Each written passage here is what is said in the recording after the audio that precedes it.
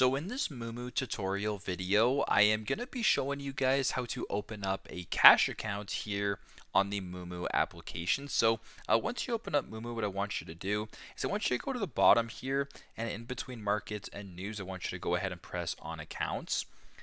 Now I actually do have a cash account created, but if you want to go through the exact same steps, it's super simple. Here at the top, so right below the advertisement, it does say deposit, adding accounts, and all. Simply press on add accounts. And once you're on this screen, it'll say what type of account would you like to open. There's a tax-free savings account, an RRSP, an individual cash account, which I already have opened. Whatever you really want. So go ahead and press an individual cash account, then press on next.